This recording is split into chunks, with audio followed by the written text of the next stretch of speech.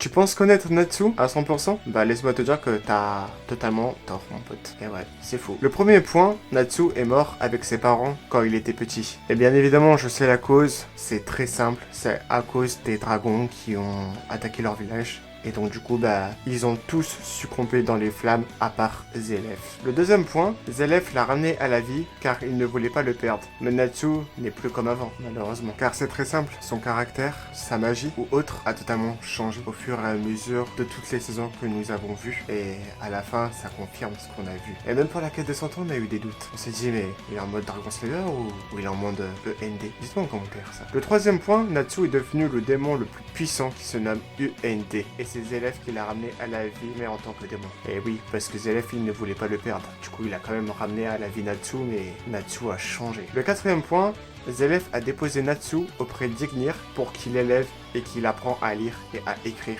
et à marcher. Enfin bref, comme un père qui ferait envers son enfant, bah pour qu'il apprend, ce qui est totalement normal. Le cinquième point, Natsu est la seule arme capable de tuer un immortel. Sauf que Natsu n'a pas réussi à tuer Zelef. Et oui, c'est Mavis qui a réussi à le battre en montrant ses sentiments. Mais Natsu n'a pas réussi à le tuer, il a juste mis KO, il ne faut pas oublier. Le sixième point, Natsu devait mourir à la fin de l'arc avec Zelef. Sauf que Lucy a réécrit son histoire. Et Natsu a pu le battre en mode dragon. Car à la base, Natsu devait le battre en mode END. Ça devait faire END vs Zelef. Le septième point, Mashima nous a fait un petit indice. Où Natsu, c'était un Slayer, mais on avait des doutes. Enfin, on savait que c'était un Dragon Slayer et tout, mais on savait pas son âge, bien évidemment. Mais du coup, vous allez me dire, mais c'est où on a eu un indice? Vous vous souvenez à la bataille de Fairy Tail? Et quand à un moment donné, tous les personnages devaient sortir, Makarov n'a pas pu sortir.